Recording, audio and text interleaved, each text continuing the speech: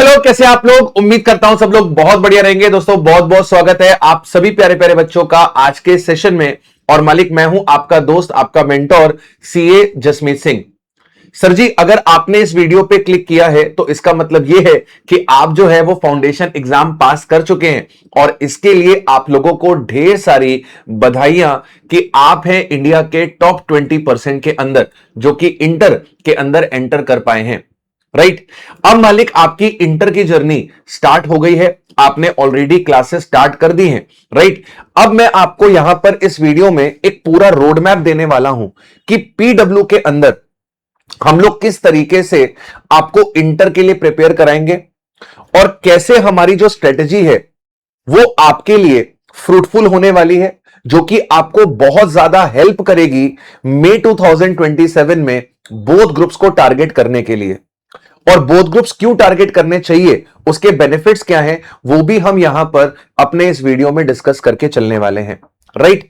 तो without wasting any time हम हमारे मुद्दे पे आते हैं और बात करते हैं सर जी हमारी strategy, master strategy for May 2027। तो सर हमारी जो क्लासेस है वो 14th ऑफ जुलाई को स्टार्ट हो चुकी हैं और आप ये जो वीडियो है ये 15th ऑफ जुलाई को देख रहे हो, यानी कि एक दिन निकल चुका है। तो अभी तक अगर आपने स्टार्ट नहीं किया है तो this is the right time, आप अपनी क्लासेस को स्टार्ट कर दो। क्योंकि सर आपके एग्जाम आने में ऑलमोस्ट आपके पास 9.5 मंथ्स है, ऑलमोस्ट नहीं एग्जैक्ट आपके पास 9.5 मंथ्स है। 15th जुलाई से 30th अप्रैल एग्जैक्टली आपके पास 9.5 महीने हैं। और आपको शायद लग रहा होगा कि ये 9.5 महीने बहुत है, हमने तो फाउंडेशन 4 महीने में पढ़ के पास कर लिया। तो मैं आपको बता दूं कि आपको ये 9.5 महीने भी कम लगेंगे अगर आपने ठीक तरीके से अपने स्ट्रेटेजी, अपनी जो तैयारी है वो नहीं करी। राइट। यू चुटकी बजाकर ये 9.5 महीना बीतेगा एंड फिर आप क्या सोचोगे कि यार मैं मई 2027 स्किप कर देता हूं और सितंबर 2027 दूंगा। बहुत सारे बच्चे ऐसा करने वाले हैं, मैं पहले से आपको बता रहा हूं। तो अगर आप उस श्रेणी में, उस कैटेगरी में नहीं जाना चाहते हो तो आपके लिए राइट अप्रोच क्या होनी चाहिए, इस वीडियो को पूरा सुनना। आपको बहुत ज्यादा क्लैरिटी मिलेगी और आपको समझ में आएगा कि अगले 9.5 महीने आपको किस तरीके से अपनी क्लासेस निपटानी है, रिविजन्स आपको कैसे करने हैं। जैसा कि मैंने आपसे बताया कि sir this is the golden rule. Golden rule हमेशा ट्राई करो कि आप बोथ ग्रुप्स के लिए जाओ, बोथ ग्रुप्स के लिए जाओ। एटलीस्ट अभी के लिए आप तैयारी तो बोथ ग्रुप के लिए ही करो। राइट। जब आपका अटेम्प्ट आएगा तो आप सोचना कि आपको क्या करना है, लेकिन अभी से अपना माइंडसेट जो है वो बनाकर रखो कि हमें बोथ ग्रुप्स के लिए प्रिपेयर करना है। क्योंकि अभी से अगर आप लीनियंट हो गए, नहीं यार मैं एक ग्रुप दूंगा, तो मैं आपको बताऊं आप 9.5 महीने लगाओगे एक ग्रुप को देने में। और उसके बाद आपका जो अगला अटेम्प्ट होगा सितंबर 27, उसमें केवल 3 महीने होंगे। तो 3 महीने में आप दूसरे ग्रुप की प्रिपरेशन नहीं कर पाओगे। तो आपको अभी से दोनों ग्रुप की तैयारी करते हुए चलना है। राइट। यही दिमाग में रखना है कि मुझे बोथ ग्रुप देने हैं। और सर पीडब्ल्यू के अंदर हम आपका जो सिलेबस है वो अगले 6 महीने के अंदर अंदर, 5.5-6 महीने के अंदर अंदर हम आपका जो सिलेबस है वो अपने पास कंप्लीट करेंगे, सो दैट कि आपके पास पूरे पूरे 3-3.5 महीने हो अपने रिवीजन के लिए। और वो एम्पल ऑफ टाइम होता है, आप वहां पर 2-3 रिवीजन प्लान कर पाओगे। ठीक है। तो राइट नाउ पीडब्ल्यू में हमने क्या किया है, 14th ऑफ जुलाई से हमने ग्रुप 1 पूरा स्टार्ट कर दिया और हमने ग्रुप 2 का एफएमएसएम स्टार्ट कर दिया। तो टेक्निकली हमने क्या किए, आपके 4 सब्जेक्ट्स चालू कर दिए और आप 4 सब्जेक्ट्स पढ़ने के लिए कंफर्टेबल भी हो, क्योंकि फाउंडेशन में भी आप 4 सब्जेक्ट्स की क्लास रोज लगाते थे। तो कुछ नया नहीं हो रहा आपके साथ, तो आप 4 सब्जेक्ट अभी भी पढ़ रहे हो। राइट। तो आप उस चीज में कंफर्टेबल हो। तो हमने एक पूरा ग्रुप उठा लिया है और एक हमने एफएमएसएम ग्रुप 2 से उठा लिया है। अब क्या होगा, जब तक 31 अक्टूबर आएगा, 31 अक्टूबर आते आते आपका जो लॉ है और जो आपका एफएमएसएम है वो आपका कंप्लीट हो जाएगा। मतलब आपने आज जर्नी अपनी स्टार्ट करी है, आपने आज अपनी जर्नी स्टार्ट करी है 14th ऑफ जुलाई को। तो 14th जुलाई को आपने अकाउंट्स उठा लिया है, आपने टैक्स उठा लिया है, आपने लॉ उठा लिया है और आपने एफएमएसएम उठा लिया है। जब तक 31 अक्टूबर आएगा, 31 अक्टूबर आएगा, यहां पर आपका लॉ कंप्लीट हो जाएगा और हम लॉ को रिप्लेस कर देंगे ऑडिट से। आपका लॉ कंप्लीट हो जाएगा, लॉ को हम रिप्लेस कर देंगे ऑडिट से, और आपका एफएमएसएम खत्म हो जाएगा 31 अक्टूबर तक, और इसको हम रिप्लेस कर देंगे कॉस्टिंग से। राइट, यानी कि आपकी 4 क्लासेस चलती रहेंगी, 4 क्लासेस चलती रहेंगी। आपका अगले 3-3.5 महीने में, अगले 3-3.5 महीने में आपके पास लॉ कंप्लीट हो जाएगा, आपका एफएमएसएम कंप्लीट हो जाएगा, लेकिन आपका जो ये अकाउंट्स और टैक्स है राज्य, आपका जो ये अकाउंट्स और टैक्स है ये चलता रहेगा। रीजन बीइंग ये आपका सबसे ज्यादा हैवी सब्जेक्ट्स है पूरे के पूरे इंटर के अंदर। ठीक है, ये 2 सब्जेक्ट सबसे भारी है, इनका कंटेंट बहुत ज्यादा है। राइट, तो ये आपके कब तक कंप्लीट होंगे सर? ये मान के चलो 10 दिसंबर तक, 10 दिसंबर तक आपका अकाउंट्स कंप्लीट हो जाएगा, आपका अकाउंट्स कंप्लीट हो जाएगा, और आपका 20 दिसंबर तक मान लो आपका टैक्स कंप्लीट हो जाएगा। ठीक है, तो अब मेरी बात ध्यान से सुनना, मेरी बात ध्यान से सुनना। 10 दिसंबर तक आपके 4 सब्जेक्ट चलेंगे, और जैसे ही अकाउंट्स कंप्लीट हो जाएगा 10 तारीख से लेकर 20 तारीख तक आपके 3 सब्जेक्ट चलेंगे, और जैसे ही आपका 20 दिसंबर कंप्लीट हो जाएगा तो 20 दिसंबर कंप्लीट होते होते आपके 4 पेपर्स निपट चुके हैं जो आपने यहां स्टार्ट करे थे, और फिर इसके बाद आपकी केवल 2 क्लासेस रह जाएंगी जो आपकी 31 अक्टूबर के बाद स्टार्ट हुई होंगी, ऑडिट और कॉस्टिंग। मेरी बात समझ रहे हो? तो आप अगर ध्यान से देखो तो धीरे धीरे आपका जो बर्डन है क्लास का वो कम होता जा रहा है। Till 31 of October, till 10th of December आपकी 4 क्लासेस चल रही हैं। 10 दिसंबर के बाद आपकी 3 क्लासेस हो जाएंगी। 20 दिसंबर के बाद आपके पास 2 क्लासेस रह जाएंगी। 2 क्लासेस कौन सी? आपके पास रह जाएगा ऑडिट और आपके पास रह जाएगा कॉस्टिंग। और मैं आपको बताऊं कि 31 जैन तक आपके पास 31 जैन तक आपके पास ऑडिट भी कंप्लीट हो जाएगा और आपका कॉस्टिंग भी कंप्लीट हो जाएगा।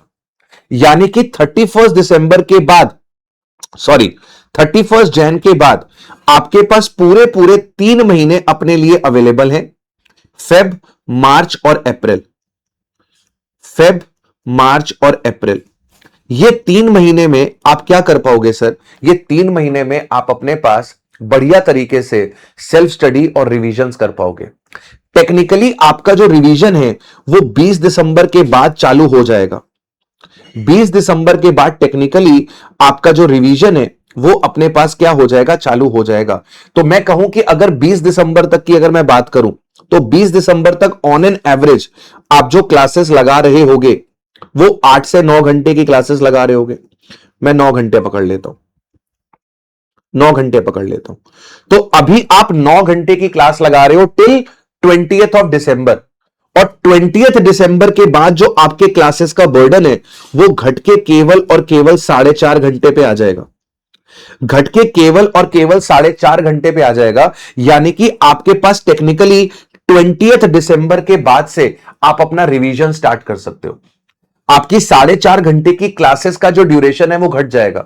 तो आप 20th दिसंबर के बाद अपना जो ग्रुप 1 है और आपका जो एफएमएसएम है, जितना कंटेंट आपका कंप्लीट हो चुका है, तो टेक्निकली उसका रिवीजन आप 20 दिसंबर के बाद से स्टार्ट कर पाओगे, और 31 जनवरी के बाद तो आपकी क्लासेस ही खत्म हो जाएंगी, तो आपके पास एम्पल ऑफ टाइम आएगा।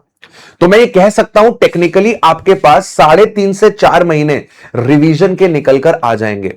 राइट, अगर आप पहले से ये 4 सब्जेक्ट शुरू कर देते हो तो आगे जाके आपका बर्डन कम होगा एंड आपका रिवीजन में टाइम जो है वो ज्यादा निकल कर आएगा। तो आपको अपने आप को क्या करना है सर? ग्राइंड करना है। ठीक है, तो जैसा मैंने आपको बताया अक्टूबर तक आपका लॉ और एफएमएसएम निपट जाएगा। अक्टूबर के बाद आपका ऑडिट स्टार्ट हो जाएगा लॉ की जगह पे, कॉस्टिंग स्टार्ट हो जाएगा एफएमएसएम की जगह पे। तो टिल 20th ऑफ दिसंबर आपका एडवांस अकाउंट्स भी खत्म हो चुका होगा, टैक्सेशन भी कंप्लीट हो चुका होगा। 31 जैन तक आपका ऑडिट और कॉस्टिंग भी कंप्लीट हो जाएगा। यानी कि आपकी 100% क्लासेस जो हैं वो कंप्लीट हो चुकी होंगी। ठीक है, देखो बेटा यहां पर जो डेट्स ली गई है ना, ये टेंटेटिव डेट्स हैं। ठीक है, इसमें +-6-7 डेज का हो सकता है, +-6-7 डेज का हो सकता है, क्योंकि बीच बीच में कई बार क्या होता है सर, कई बार फैकल्टी की तबियत खराब हो गई, कई बार मान लो कोई इमरजेंसी सिचुएशन निकल कर आ गई, कई बार बीच में फेस्टिवल भी आ जाएंगे, अभी दशहरा भी आएगा, दिवाली भी आएगी, है ना, तो उस बीच में भी छुट्टियां होंगी, तो आप ये मान के चलो +-6-7 डेज का हो सकता है। लेकिन हम ये मान के चल रहे हैं कि आपका सिलेबस 31 ऑफ जैन तक एनी हाउ 31 ऑफ जैन तक तो हम कंप्लीट कर ही देंगे, ताकि आपके पास कंप्लीट 3 मंथ्स आपके रिवीजन के लिए निकल कर आए, राइट। तो this should be the right approach कि आपको आज 4 सब्जेक्ट से शुरू कर देना चाहिए, राइट, ओके।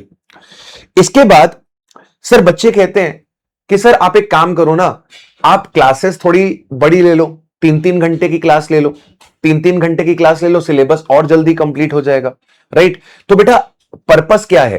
पर्पस है कंटेंट को समझना, क्लासेस निपटाना is not the objective. Classes का ऑब्जेक्टिव क्या है कि जो कंटेंट है वो आप समझ पाओ।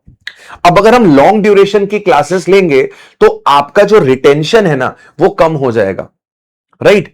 छोटी क्लासेस में आपको थोड़ा थोड़ा कंटेंट मिलेगा, आपका रिटेंशन भी बना रहेगा, आपका इंटरेस्ट भी बना रहेगा, रिवीजन करना भी आसान होगा, होमवर्क करना भी आसान होगा, राइट। तो यहां पर हमारा जो पर्पस है वो केवल क्लासेस खत्म करना नहीं है, हमारा पर्पस है कॉन्सेप्ट्स को समझना, राइट। इससे क्या होगा, आप होमवर्क भी कर पाओगे, रिवीजन भी कर पाओगे और आप चीजों को रिटेन भी कर पाओगे, ठीक है। ये तो मैंने आपको बता दिया कि मिड दिसंबर के बाद आपकी 2 क्लासेस खत्म हो जाएंगी, आपके पास लगभग 5 घंटे का जो स्लॉट है वो फ्री हो जाएगा। 1 फेब से 30 अप्रैल तक आपको पूरे 3 महीने मिल जाएंगे अपने रिवीजन के लिए। अब बात करते हैं सर हमें बोथ ग्रुप्स क्यों देने चाहिए। तो राजा अगर आपका सपना है कि आप AIR लेकर आओ, तो राजे जो AIR है वो उसी बच्चे की आएगी जो बोथ ग्रुप्स में अपीयर करेगा। अगर आप बोथ ग्रुप्स में अपीयर नहीं करते हो तो आपकी रैंक नहीं आ सकती, ठीक है। दूसरा, अगर आप बोथ ग्रुप्स के लिए अपीयर करते हो May 27 में और आप अपने पास May 27 में ही उसे क्लियर कर लेते हो, जो कि मुझे पूरा विश्वास है आप कर लोगे, तो आप अपने 4 महीने बचाते हो। मतलब अगर आप एक ग्रुप मई में दो और दूसरा ग्रुप आप सितंबर में दो, फिर उसके रिजल्ट का वेट करो, तो इसमें 4 महीने चले जाएंगे। आपकी आर्टिकलशिप 4 महीने लेट शुरू होगी, आर्टिकलशिप 4 महीने लेट शुरू होगी, सीए फाइनल का अटेम्प्ट जो होगा वो आपका डिफर हो जाएगा।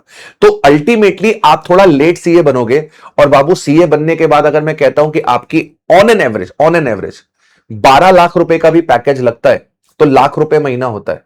और अगर आप 5-6 महीना लेट हो गए तो आप 5 से 6 लाख रुपए का नुकसान करने वाले हो। मनी टर्म्स में बात करते हैं ना, चार्टर्ड अकाउंटेंट्स हैं हम लोग, तो 6 लाख रुपए तक का आपका नुकसान हो सकता है। तो अब आपको डिसाइड करना है कि आज ग्राइंड करके मेहनत करके वो 6 लाख रुपए बचाने हैं कि आज लापरवाही करके आलस करके वो 6 लाख गंवाने हैं, ये हमारे ऊपर है। इसके बाद सर जब आप बोथ ग्रुप्स देते हो तो आपको सेट ऑफ का मैजिक देखने को मिलता है। सेट ऑफ का मैजिक क्या है? जैसे आपको पता है कि आपका जो ग्रुप 1 है उसमें 3 पेपर है, P1, P2, P3, ठीक है। सब 100-100 मार्क्स के, सब 100-100 मार्क्स के, सब 100-100 मार्क्स के। आपको इसमें मिनिमम 40 लेकर आना है और आपको जो एग्रीगेट लेके आना है वो अपने पास 150 लेकर आना है। तो लेट से आपने ग्रुप 1 दिया, ग्रुप 1 में इसमें आपके 45 आ गए, सर इसमें आपके 45 आ गए और मान लीजिए इसमें आपके 75 आ गए। तो 45 प्लस 45 90, 90 प्लस 75 165। तो आपका G1 क्या हो रहा है? पास हो रहा है। अब अगर आप G2 देखते हो तो G2 में भी आपके 3 पेपर है, P4 है, P5 है, P6 है। सर ये भी 100-100 नंबर का है, ये भी 100-100 नंबर का है। अब सर मान लो इसमें आपके P4 में 50 आ गए, सर इसमें आपके 40 आ गए और इसमें आपके 90 और इसमें आपके 45 आ गए, इसमें आपके 45 आ गए। तो अगर आप यहां पर टोटल देखते हो तो यहां पर टोटल इज 135। तो अगर मैं इंडिविजुअली देखूं तो आप G2 पे क्या हो? फेल हो, क्योंकि आपका 150 नहीं बन रहा, 50% नहीं बन रहा। लेकिन जब आप बोथ ग्रुप साथ में देते हो तो क्योंकि आपके इंडिविजुअली हर सब्जेक्ट में 40 है और आपका जो दोनों ग्रुप का मिलाकर एग्रीगेट है दोनों ग्रुप का मिलाकर जो आपका एग्रीगेट है वो एग्रीगेट आपका 300 बन रहा है आउट ऑफ 600। यानी कि आप क्या हो गए सर, आप पास हो गए। और हर बार बहुत सारे ऐसे बच्चे होते हैं जो इस सेट ऑफ का फायदा ले पाते हैं। यह सेट ऑफ का बेनिफिट तभी मिलता है जब आप दोनों ग्रुप साथ में देते हो। अगर ये वाला आपने मई 27 में दिया और ये वाला आपने सितंबर 27 में दिया, तो मई 27 वाला आपका अटेम्प्ट पास होगा और सितंबर 27 वाला आपका अटेम्प्ट फेल होगा। लेकिन अगर ये दोनों ग्रुप आपने मई 27 में एक साथ दिए होते तो भले यहां पे आपका 150 नहीं बन रहा, टोटल में आपके 50% बन रहे हैं, तो आप पास हो जाओगे। ठीक है, ये तो हो गया आपका दोनों ग्रुप देने के फायदे। अब मैं बताता हूं कि सर आपको सक्सेस कैसे मिलेगी। मैं आपको बताऊं, जो लोग रैंक्स लेकर आते हैं वो लोग कुछ अलग नहीं करते। उनके पास भी वही 24 घंटे हैं जो आपके और मेरे पास हैं। द ओनली डिफरेंस इज कि हम हमारा जो समय है वो काफी ज्यादा बर्बाद करते हैं छोटी छोटी चीजों में, जाने अनजाने हम बहुत सारा समय जो है बर्बाद करते हैं। लेकिन जो रैंक होल्डर्स होते हैं, जो बोथ ग्रुप्स एक साथ निकालते हैं, वो बहुत माइंडफुल होते हैं टाइम को लेकर। वो अपने समय की वैल्यू को समझते हैं और वो एक एक मिनट को वैल्यू करते हैं, बर्बाद नहीं करते। तो आपको कुछ अलग नहीं करना है, कुछ अनोखा नहीं करना है, आपको बस डिसिप्लिन तरीके से चीजों को लेके चलना है। तो आपका 100% क्लास में फोकस होना चाहिए। जब आप क्लास में बैठो, चाहे आप लाइव कर रहे हो चाहे आप रिकॉर्डेड क्लास कर रहे हो, आपको 100% अटेंटिव रहना है। क्लास में जो भी बताया जा रहा है आपको ढंग से सुनना है, आपको डेली रिवीजन करना है और होमवर्क करना है। डेली रिवीजन और होमवर्क करना है। तो जैसे मैंने आपको बताया कि दिन भर में आपकी 9 घंटे की क्लास है, तो जितना भी आपने 9 घंटे में कंज्यूम किया है, मेरे हिसाब से अगर आप रिवीजन करने जाओगे चारों सब्जेक्ट्स का, तो 1 घंटे से ज्यादा नहीं लगेगा रिवीजन करने में। मतलब जो 2-2.5 घंटे में हम पढ़ते हैं वो 15 से 20 मिनट में रिवाइज हो जाता है। राइट, तो आपने 1 घंटा लगा के रिवीजन कर लेना है और लगभग 1 घंटा और लगेगा आपको होमवर्क करने में। आई थिंक सीजे सर और मैं ज्यादा होमवर्क नहीं देते हैं, रेयरली देते हैं। सुनील सर और नितिन सर होमवर्क देते हैं, तो मान के चलो 1-1.5 घंटा आपको होमवर्क पे देना है। तो 9 घंटे आपको क्लासेस लगानी है, 1 घंटा आपको रिवीजन में देना है और 1 से 1.5 घंटा आपको होमवर्क पे देना है। यानी कि 24 घंटे में से 12 घंटे आपको पढ़ाई को देने हैं और बचे हुए 12 घंटे में आपको 7 घंटे की नींद लेनी है और जो बच गए 5 घंटे उसमें नहाना है, धोना है, अपनी हॉबीज के लिए टाइम निकालना है। ठीक है, इसके बाद आपको कोशिश करनी है कि बैकलॉग क्रिएट ना हो। ठीक है, होगी बैकलॉग, कभी तबियत खराब होगी उसकी वजह से होगी, कभी शादी का फंक्शन आ जाएगा, कभी घर पे कोई इमरजेंसी आ जाएगी, बैकलॉग होगी। लेकिन आपको मेक श्योर करना है कि आप उस बैकलॉग को जल्दी से जल्दी कवर करो, बैकलॉग को पाइल्ड अप मत होने देना। ठीक है, आपका जो डिसिप्लिन होता है ना, वो मोटिवेशन को बीट कर देता है। डिसिप्लिन जो होता है वो मोटिवेशन को बीट कर देता है। मैं आपको बताऊं, सीए के अंदर आपका इंटेलिजेंट होना is not important. Average student chartered बन जाते हैं और इंटेलिजेंट स्टूडेंट भी मैंने देखा है वो चार्टर्ड नहीं बन पाते। जैसा मैंने आपको इंट्रोडक्टरी क्लास में भी बोला था कि आपको तशरीफ टिकाने की आदत होनी चाहिए। अगर आप 12 घंटे रोज तशरीफ टिका के पढ़ सकते हो, 12 घंटे रोज, आज से 12 घंटे रोज तशरीफ टिका के पढ़ सकते हो, 9 घंटे की क्लासेस, 2 से 2.5 घंटा अपना सेल्फ स्टडी, अगर आप ये कर सकते हो तो आपको चार्टर्ड बनने से कोई नहीं रोक सकता। आप इंटेलिजेंट हो, एवरेज हो, बिलो एवरेज हो, कोई फर्क नहीं पड़ता। आपने शायद एक कहावत सुनी होगी, करत करत अभ्यास ते जड़मती होत सुजान।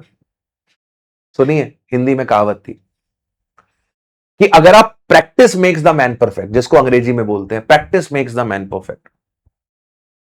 तो अगर आप रोज 12 घंटे ग्राइंड कर रहे हो तो बेटा भगवान जी भी देख रहे हैं यार, भगवान जी आपकी मेहनत बर्बाद नहीं होने देंगे यार, है ना।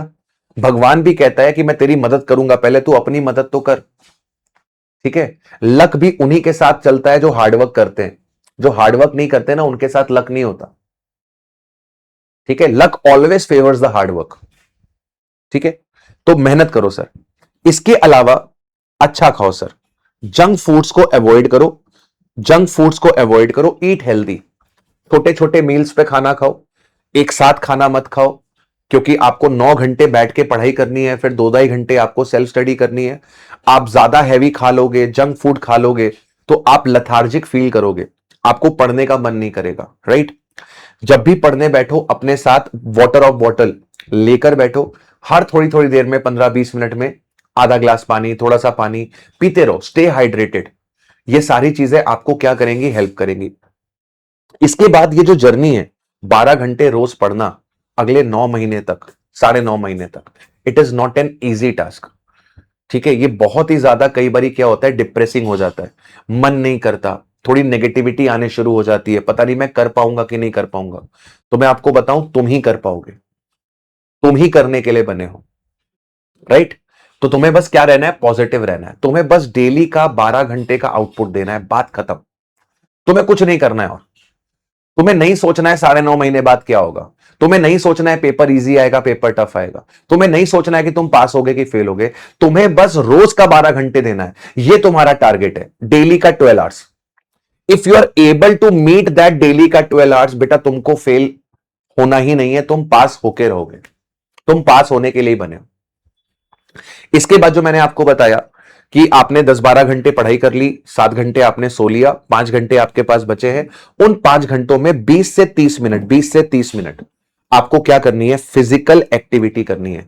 चाहे आप वॉक कर लो, चाहे आप साइकिलिंग कर लो, चाहे आप बैडमिंटन खेल लो, 20 से 30 मिनट आपको क्या करना है, फिजिकल एक्टिविटी करनी है। इससे क्या होता है सर, इससे आपका ब्रेन जो है वो रिलैक्स होता है, राइट। आपका जो कॉन्सेंट्रेशन पावर है वो यहां पर इंक्रीज होता है। ये मत सोचना कि यार हमारे पास समय नहीं है, समय है, निकालना पड़ता है समय, राइट।